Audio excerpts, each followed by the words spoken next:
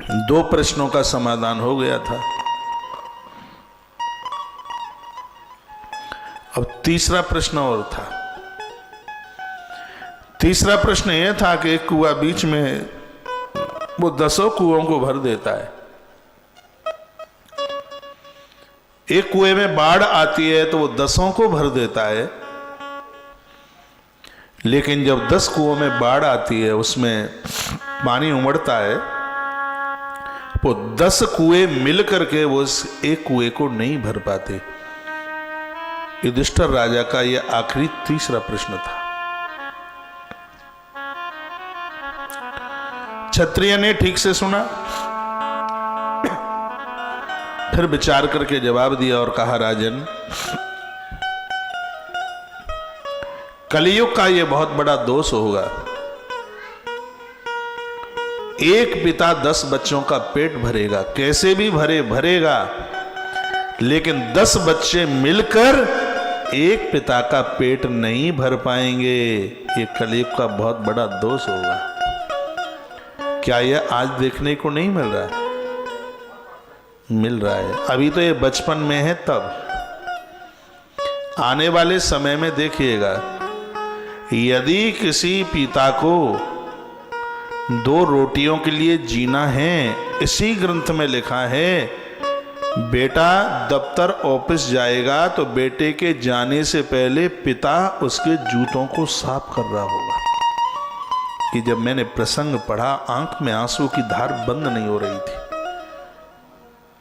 और चलते समय वह पुत्र पिता को एक लात मार करके जाएगा कि तूने जूतों की सफाई में इतनी देर कर ली। और वह बाप पड़ा पड़ा गिड़गिड़ाता रहेगा और उसको उसके ऊपर रहम नहीं आ रहा होगा बिल्कुल। यह स्थिति है इस युग की, जिस युग में हम और आप बैठे हैं।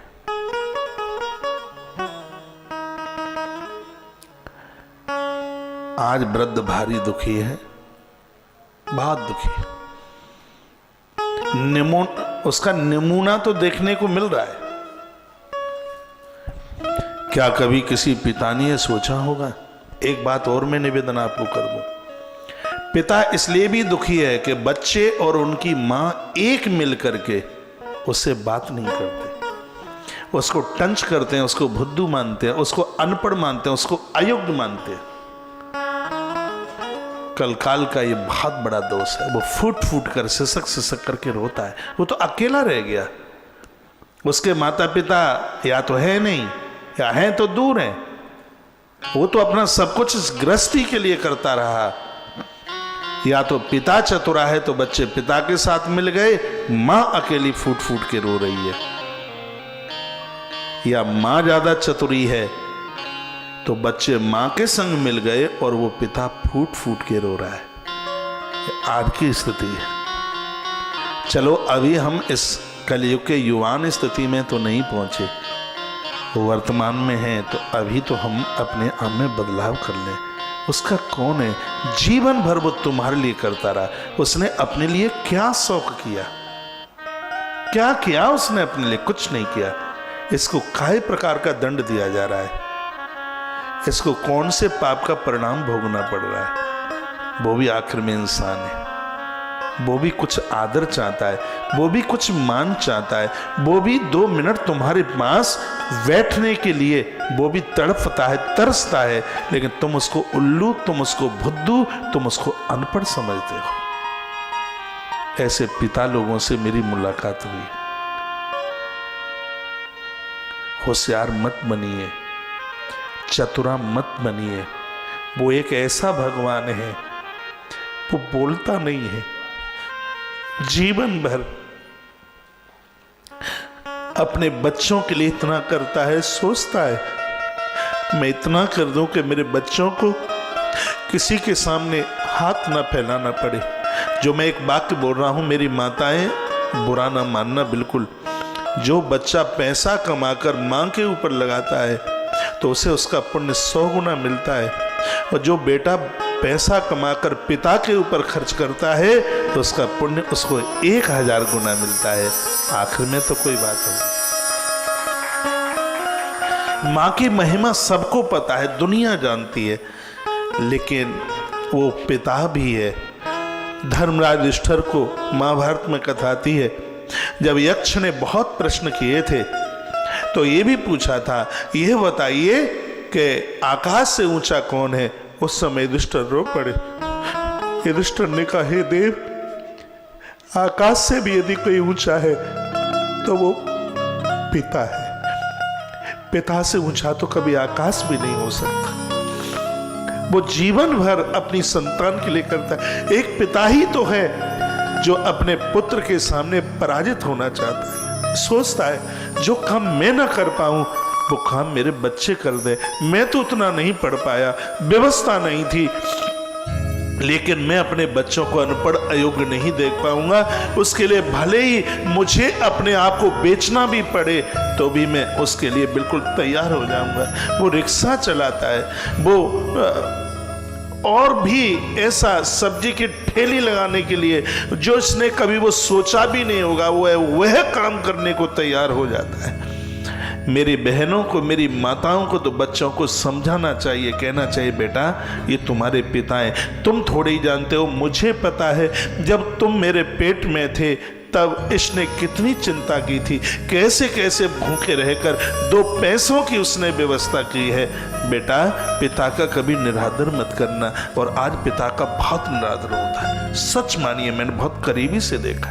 मैंने ऐसे भी इन भूतों को देखा है जिन्होंने चप्पल और जूतियां उठाकर पिता के सिर के ऊपर मारी। अभी इस कलयुग को बचपने में ही रहने दीजिए, इसको जवान मत होने दीजिए, दुर्गति हो जाएगी। यह लोक और परलोक बिगड़ जाएंगे। मैंने उन माताओं को देखा है जो अपने बच्चों को कहते हैं, अरे वो तो मूर्ख है, वो क्या जानता है, तुम उसके पास मत बैठा करो।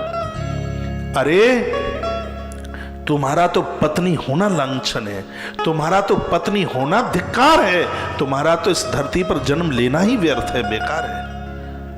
जिनके अंदर ऐसी भावना है अपने पति के प्रति, जिसके साथ साथ भामरे डल करके आई, उसके साथ ऐसी भावना, इससे तो पहले तुम विवाह के लिए मना कर देते तो ज्यादा बढ़िया होता। मैं एक तरफा एक पक्षी बात नहीं मैं कह रहा हूं, ग्रंथ मेरे सामने है और मैं ग्रंथ के सहयोग के साथ मैं बात कर रहा हूं।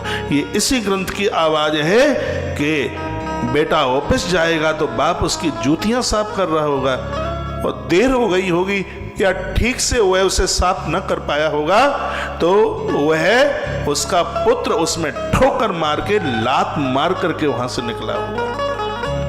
एक कलयुग की स्थिति।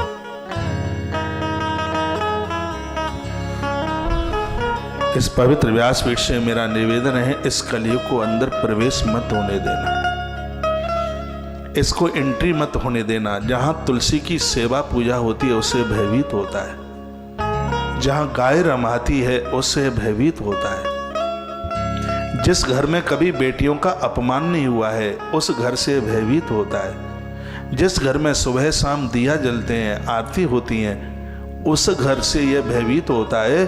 और जिस घर में पूर्वजों के लिए श्राद्ध अर्पण तर्पण होता है, श्राद्ध किया जाता है, उस घर से भयभीत होता है। ऐसे घर में इसको एंट्री नहीं है, प्रवेश नहीं है इसको।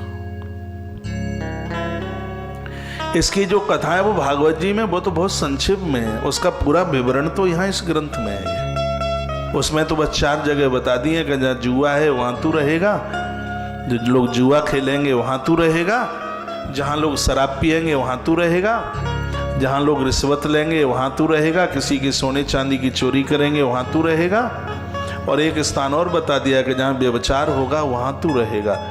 लेकिन इस ग्रंथ में तो हजारों हजारों चिन्हों को चिन्हित किया गया है इसके लिए, इसके दोष और इसके से बचने के उपायों का वर्णन किया है। उस ग्रंथ का नाम है कल्की पुराण। अब आप मुझे बताइए कि इस युग में इस कथा को सुनकर के सजग होने की जरूरत है कि नहीं है ना? मुझे तो लग रहा है कि ये कथा भागवत जी से भी सर्वोच्च ऊपर जाने वाली कथा है।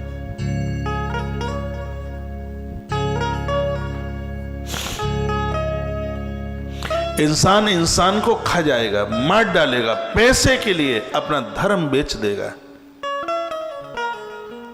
ये इस युग का ये दोष है।